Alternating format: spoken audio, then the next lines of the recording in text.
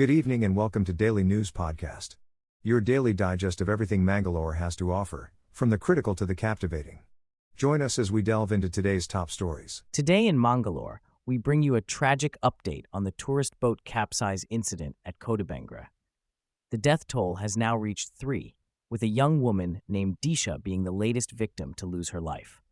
The other victims were identified as Shankarappa and Sindhu, all 3 employed at a BPO call center in Mysuru.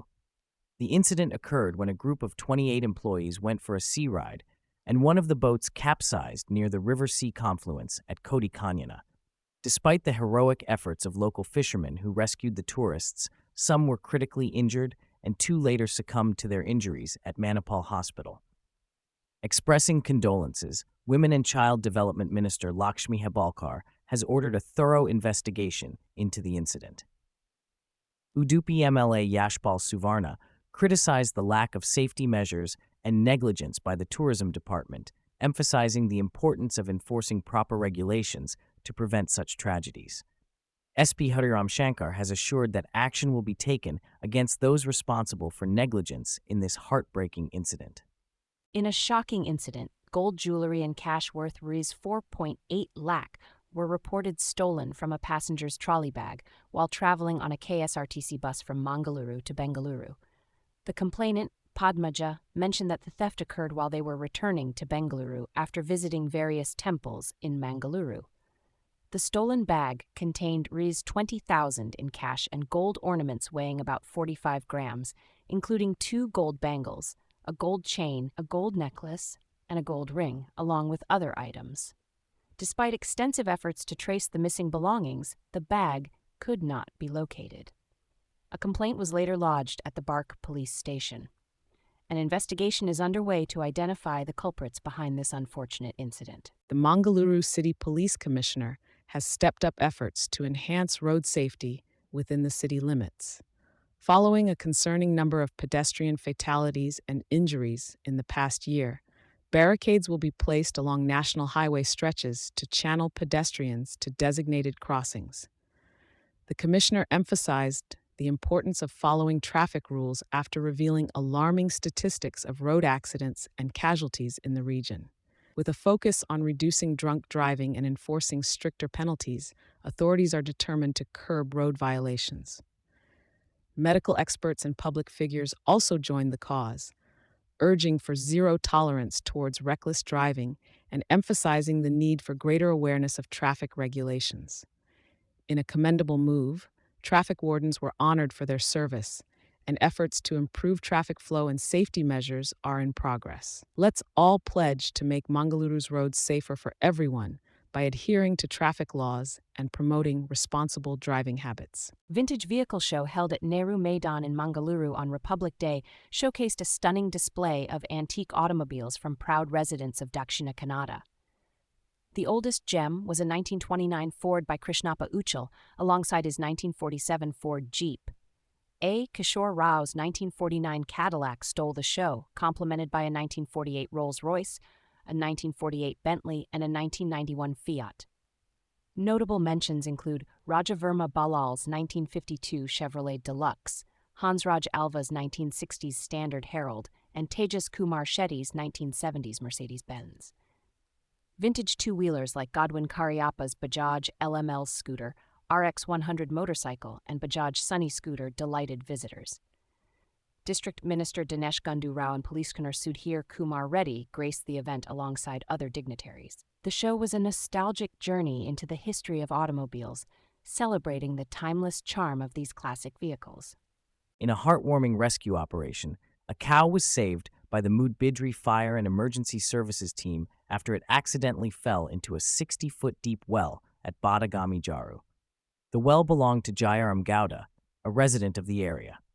Thanks to the quick response of the fire department, the cow was safely lifted out of the well using ropes without any injuries. The locals and Jayaram Gowda's family alerted the authorities as soon as they noticed the cow in distress. The skilled rescue mission conducted by the firefighters has earned praise from the community for their efficient and timely action. A perfect example of teamwork and compassion. In a surprising turn of events, Konaje police in Mangaluru successfully intercepted a dangerous weapon being unlawfully transported in a vehicle near the Mudipu checkpost. The vigilant team, led by ASI Mohan L., discovered a menacing machete concealed in the car's boot during a routine late-night inspection. The weapon, with a 6-inch wooden handle and a 2-foot-long sharp blade, was evidently intended to disrupt public tranquility. Acting swiftly, the police seized both the car and the lethal weapon while filing a case against the perpetrator. Kudos to the Konaji police for their swift action in averting a potential threat to the community. In a distressing incident in Mangaluru, a migrant laborer named Bhima was rescued by Kadri police after he climbed a tree in despair. Bhima, who had come to the city from Bagalkot in search of a job with a friend, found himself abandoned and jobless, leading to a state of mental distress. The incident took place at Karangalpadi, where Bhima sat on a tree after being left in a lurch by his companion. Local residents noticed the situation and alerted the authorities, who managed to convince Bhima to come down safely. He was later taken to Wenlock Hospital for further care and treatment. The incident sheds light on the challenges faced by migrant workers in unfamiliar cities and the need for support in such situations. Celebrations filled the air in Mangaluru as devotees marked the final day of the Car Festival at Sri Venkatramana Temple in Car Street. The vibrant Okuli Festival saw GSB community members, young and old, coming together in joyous revelry. Spraying colorful water and dancing, devotees commemorated the divine union of Lord Venkatramana and Goddess Padmavati during their first journey as a married couple.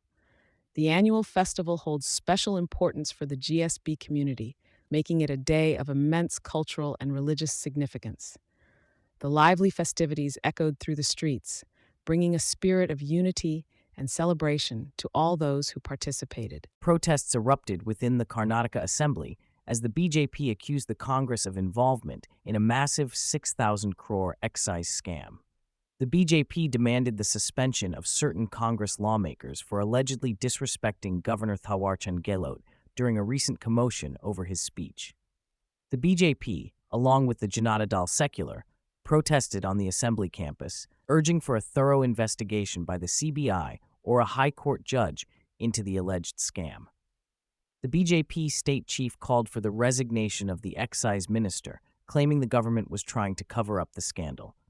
The BJP eventually withdrew their protest, as the speaker promised a discussion on this issue in the House.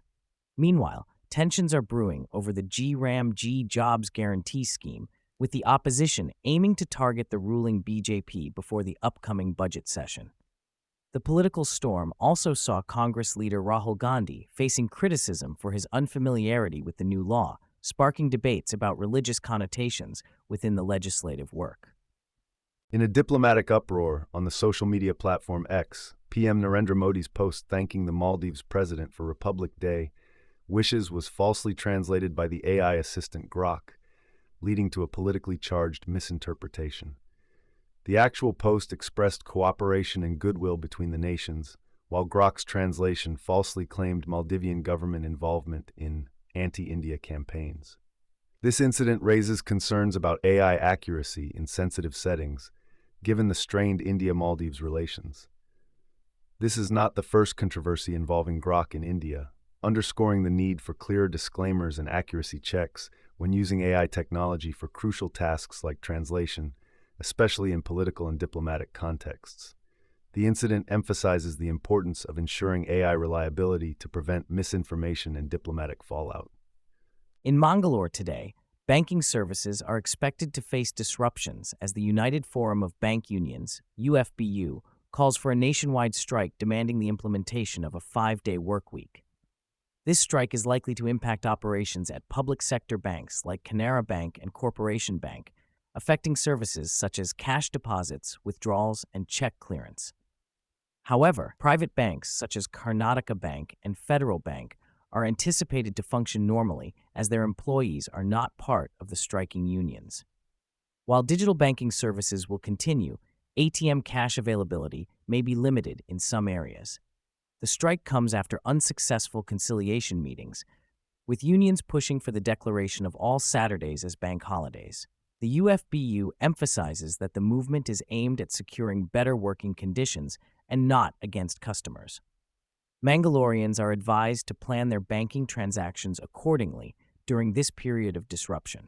In a shocking incident, 12 men have been arrested by the Bengaluru police in connection with the brutal murder of history sheeter Syed Shabir on Mangamanapalia Main Road in South Bengaluru.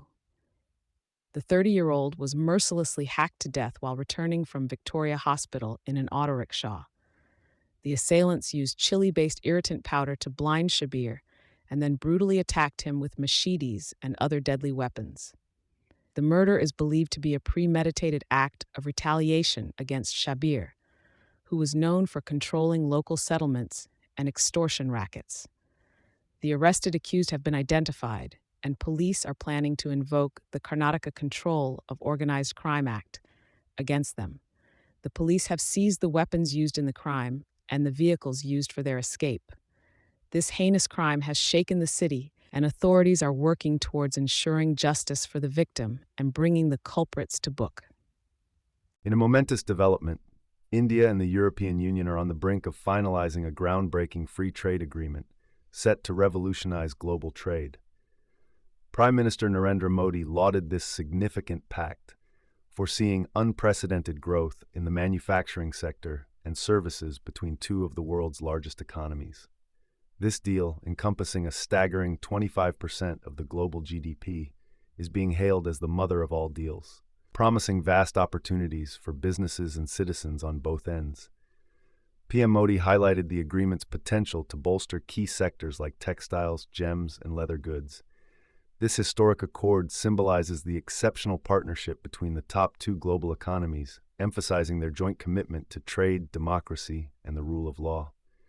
The PM reiterated that this pact, paired with the India-UK trade deal, will catalyze manufacturing and service industries, propelling economic growth and cooperation. In a recent development at the United Nations, India strongly condemned Pakistan's use of terrorism as a state policy. Ambassador Parvathanini Harish hit back at Pakistan's envoy for advancing a false narrative of Operation Sindoor. India emphasized that terrorism can never be normalized and stated it will protect its citizens at any cost. Harish clarified India's measured and responsible actions during the operation, dismantling terror infrastructure. He also asserted that Jammu and Kashmir is an integral part of India, with no room for external interference.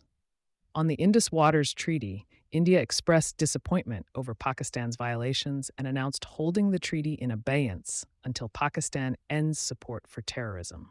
India urged Pakistan to reflect on the rule of law and criticize the 27th Constitutional Amendment, providing immunity to Pakistan's Chief of Defense Forces. India's stance at the UNSC reaffirms its commitment to combating terrorism and ensuring peace and security in the region. As we conclude today's broadcast, we extend our heartfelt thanks for your viewership. For more on the stories we've shared and beyond, our website mangaloretoday.com awaits your visit. Don't forget to subscribe for all the latest news. Thank you, and good night.